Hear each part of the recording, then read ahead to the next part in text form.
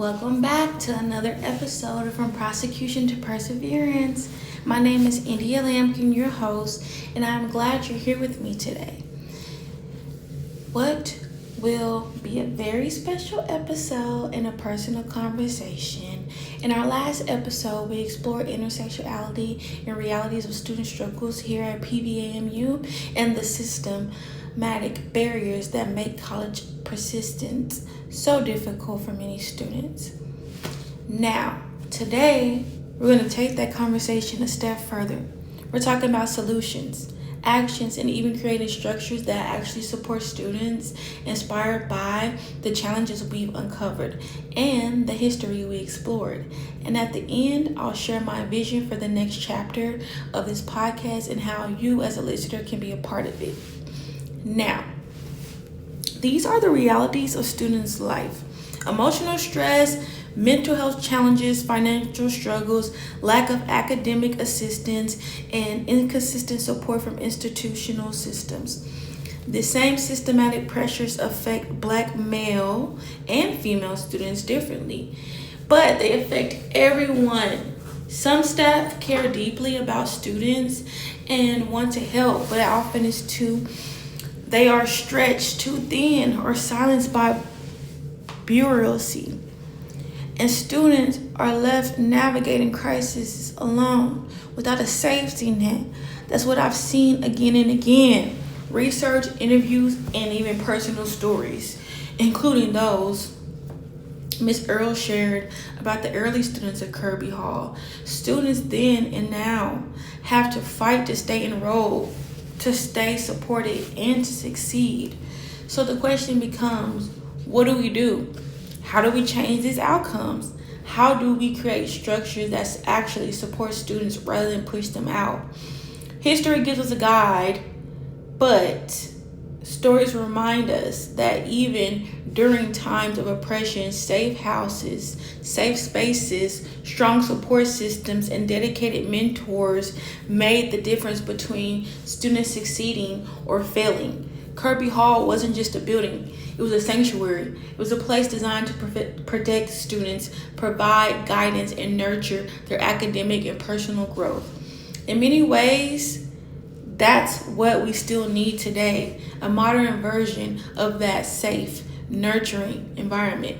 By updating from the reality students face in 2025, an environment that recognizes intersectionality, that supports students and academics, and provide resources that are accessible, reliable, something specifically dedicated to the success of students. That vision is what I call Kirby Hall Student Safe House. Imagine this with me, a space where every student has immediate access to emergency mental health support counselors available 24/7 for any crisis, day or night. A space where tutoring and academic assistance are always accessible, not limited to library hours, where students can access computer labs and Wi-Fi to complete assignments, research, or connect with their professors. A place where academic success is paired with holistic care. Now, expand that vision to include students facing homelessness or housing insecurity. Emergency beds and temporary housing solutions inspired by the McKinney-Vento Act would ensure that students can stay enrolled even when life threatens to pull them away. A food bank and food services, emergency meals, and access to groceries and water would keep students nourished and able to focus on learning.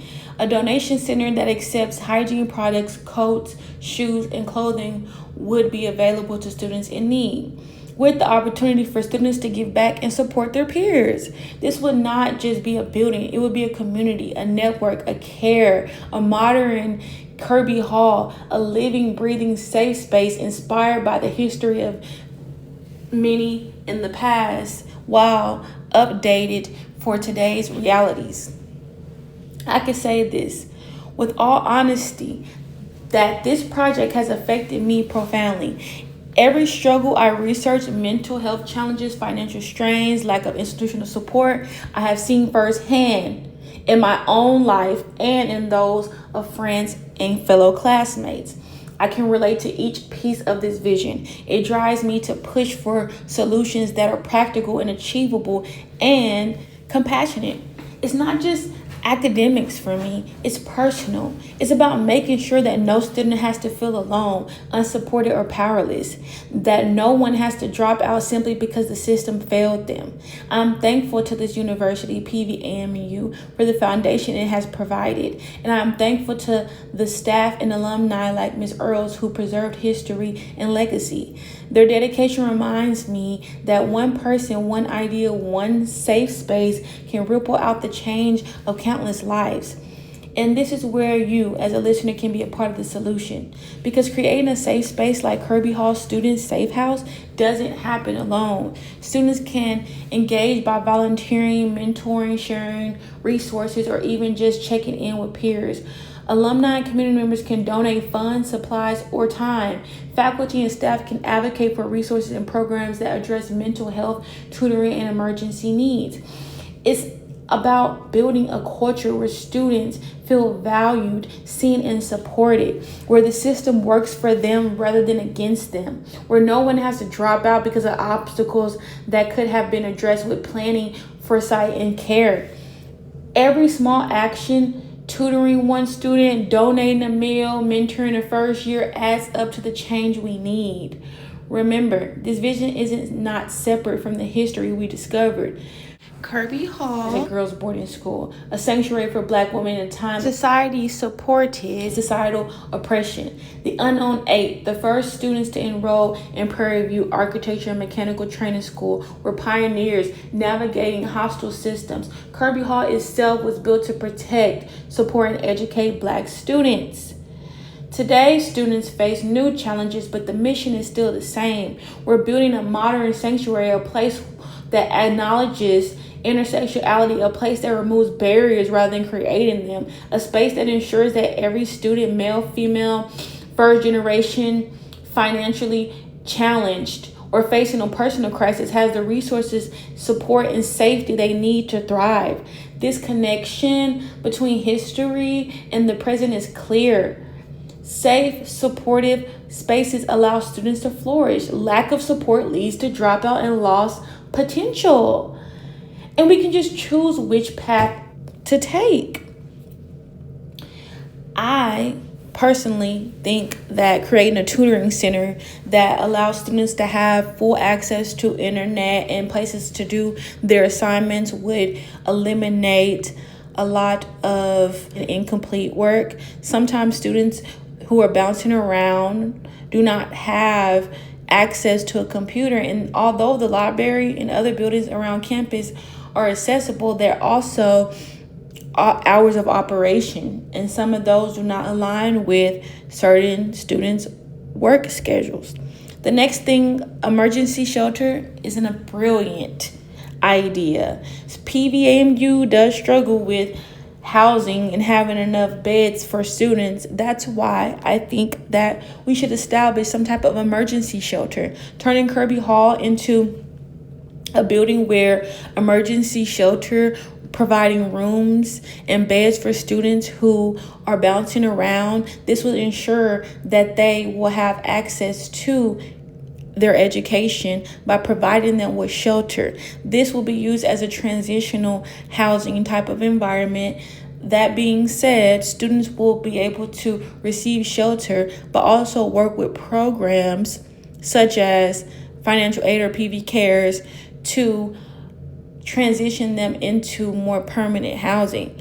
But instead of bouncing around and sleeping in cars or sleeping at bus stops or whatever, students can come to the campus in an environment and stay in a room for a period of time, have a bed and air conditioning in the summertime and heat in the wintertime, and they can be comfortable while figuring out their next move and navigating the challenges of life. That's why it's important for us to have community, establish community, but also connect with the youth so that they will communicate the issues that they're having, so we can work together to find a solution for everyone and not just allow students to drop out or withdraw. The next suggestion I have is a donation center for students. I discussed in the last episode PV Green team and their beautiful efforts to organize a food drive for students, but also a recycling, thrifting event. And this inspired me to reach out to staff and faculty and see what are the process of students receiving donations if donations were accepted. And although staff members cannot legally ask students to donate to other students, I think it's important for staff to communicate that students are in need. Me, from a personal experience, being at Prairie View in 2018 as a freshman, I would never thought that there were students here who needed basic necessities such as hygiene products, socks, shoes, or just basic things needed to function in society. Those type of struggles aren't discussed enough, especially in higher education institutions. The food pantry is a great idea. A food pantry or food bank, whatever you want to call it, but it's some type of food system set up to help students who do not receive on-campus meal plans. It is signed up for students who do not have the same access to food as everyone else. Unfortunately, that's a big struggle for many students and just many people in America. But it's sad to think that the same people sitting in class with us may not have eaten in multiple days or may not have access to water or clean water. It's very disheartening, but honestly, it's the truth. A lot of students struggle in silence. They struggle alone, and they should not have to. I'm so thankful for this project because it forced me to uncover these ugly truths as well as face things that I have personally been running away from. And it's about building a culture where students feel valued, seen, and supported, where the system works for them rather than against them, where no one has to drop out because of obstacles that could have been addressed with planning, foresight, and care. Every small decision, tutoring one student, and all of those things really do work together.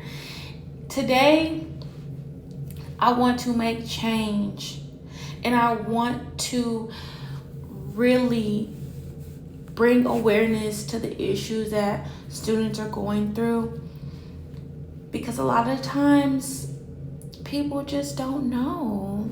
They think, oh, the students are having a grand time partying and hanging out and socializing, but they don't realize that there are some students facing challenges that none of us listening to this right now could ever imagine. So I encourage everyone to start small. Volunteer, mentor, donate, speak up, advocate, and join me as we continue this conversation, not just for awareness, but for action. Together we can create a PVAMU where every student has resources, support, and opportunities they need to graduate and thrive and persevere. Thank you for listening to my podcast, From Prosecution to Perseverance. Thank you for learning, reflecting, and joining me in thinking about solutions that matter. History has given us lessons, and today we talked about how those lessons connect to real, actionable steps that can impact students' lives for the better. And will continue to bridge the gap between history, student experience, and transformation, sharing strategies to make this vision a reality. I'm India Lampkin, and this has been From Prosecution to Perseverance. Stay engaged, stay inspired, stay committed to making change happen one student at a time. And don't forget, PVAMU produces productive people. I'm so grateful for this university, and I'm so happy to celebrate the 150-year celebration, and I hope to see you all there. Thank you.